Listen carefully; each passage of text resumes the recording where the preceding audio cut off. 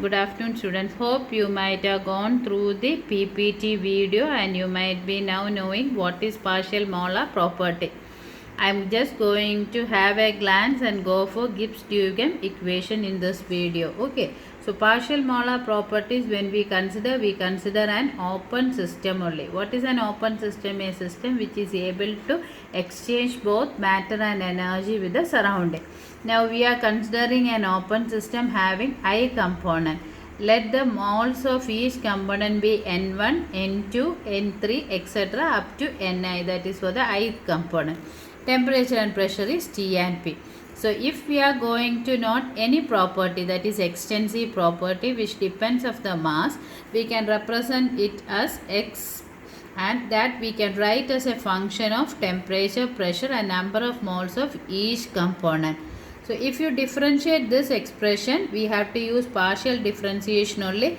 So what we have to do is, first we should differentiate with one quantity, that is T. If you take, keep these all constant. Then if you differentiate with P, keep other quantities constant. So dx is equal to dou x by dou T at constant pressure, number of moles of 1, number of moles of 2 and up to number of moles of ith component into dt, plus dou x by dou p at constant temperature, number of moles of first component, number of moles of second component, third component and number of moles of ith component taking constant into dp, plus dou x by dou n1, that is number of moles of first component taking temperature, pressure N2, N3 up to Ni constant into dn1, plus dou x by dou n2 taking temperature, pressure N1, N3 up to Ni constant into dn2. Now we will take this component, that is dou x by dou n2 at constant temperature, pressure N1, N3 up to Ni. This component, if you take that, you can write it as x2 bar. So this is what is the partial molar property, that is the property should be differentiated with respect to number of moles of one of the component. Here it is taken the second component, so we wrote it as x2 bar. So if this x is internal energy, enthalpy, A or free energy, we can write this x2 bar as E2 bar, that is partial molar internal energy, H2 bar partial molar enthalpy, A2 bar partial molar work function, G2 bar partial molar free energy of second component. The most important partial molar property in thermodynamics is G2 bar, or it is free energy component. Free energy is partial molar free energy. This we can represent by, for the ith component itself, Gi bar is equal to dou G by dou Ni taking temperature, pressure N1, N2 up to Ni minus 1 constant. That value is partial free energy, and it can also be known by the name chemical potential. So this is represented by Gi bar, or chemical potential can be represented by mu I, and it is equal to dou G by dou Ni at constant temperature, pressure N1 and N2. Okay. Then we'll take the case with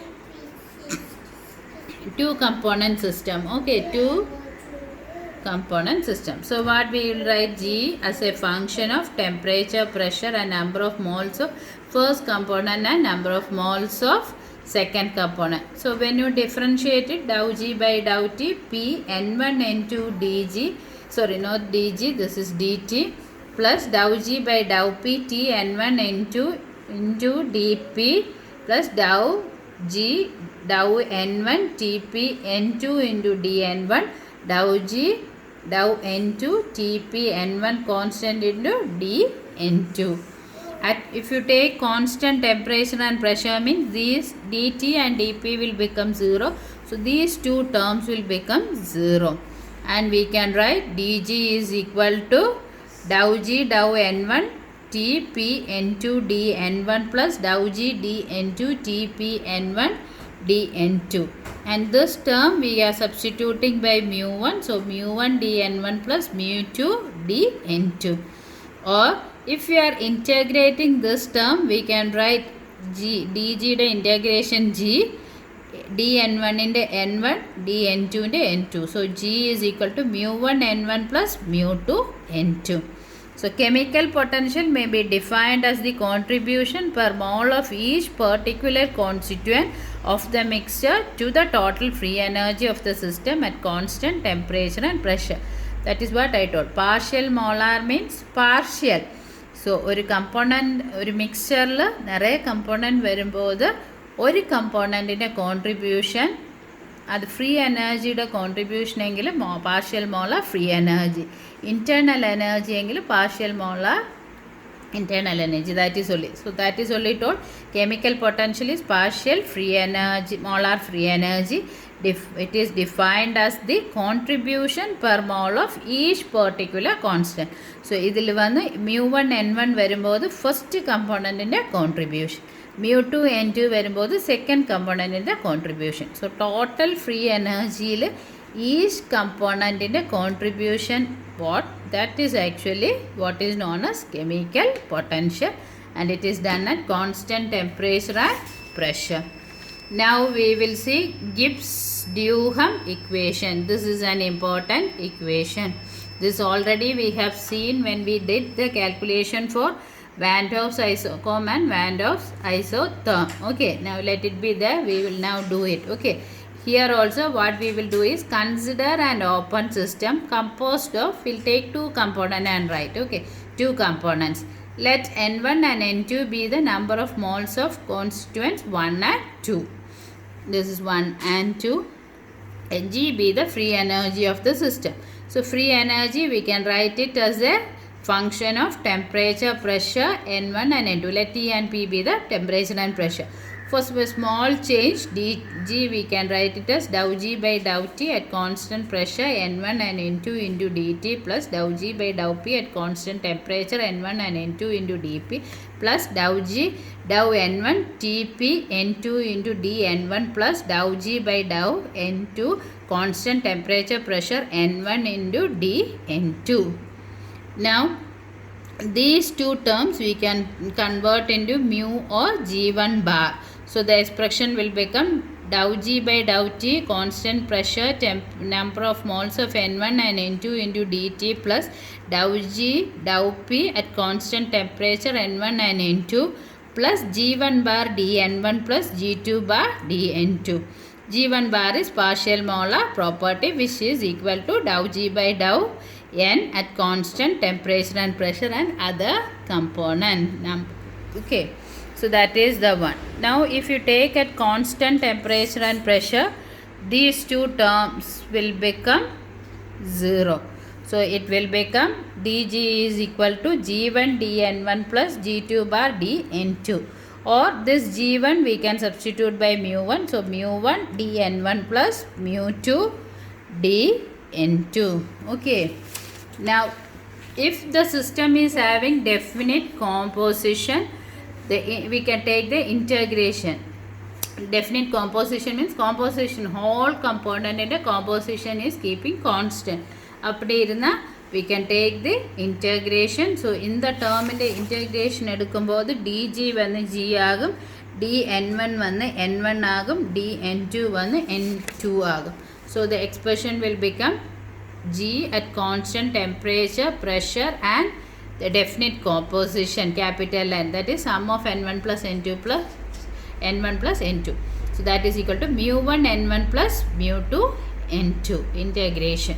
Then this, take this expression.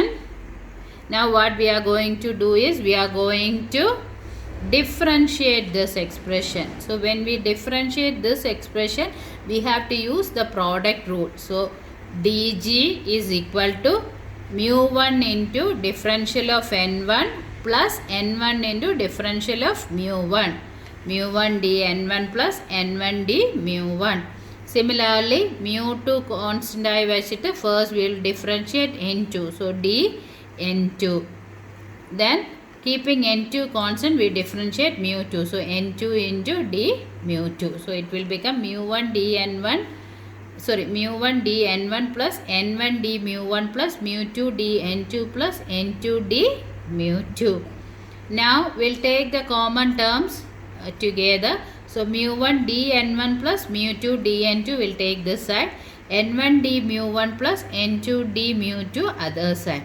Now we know here we have already found out that dg is equal to mu1 dn1 plus mu2 dn2. Adinga substitute பண்ணும்போது what happened? This term will become dg. So dg is equal to dg plus n1 d mu1 plus n2 d mu2. And this, if you take this side, as 0 this will be cancelling, so 0. So n1 d mu1 plus n2 d mu2. This is for 2 component. If you take for I components, what happens? 0 is equal to n1 d mu1 plus n2 d mu2 plus etc etc n1 d mu I. So we can generalize and write 0 is equal to sigma n1 d mu1. This equation is known as Gibbs-Duhem equation. This is very important equation. So what is Gibbs-Duhem equation? 0 is equal to sigma n1 d mu1, or you can also write it as, for a 2 component system, 0 is equal to n1 d mu1 plus n2 d mu2. Okay.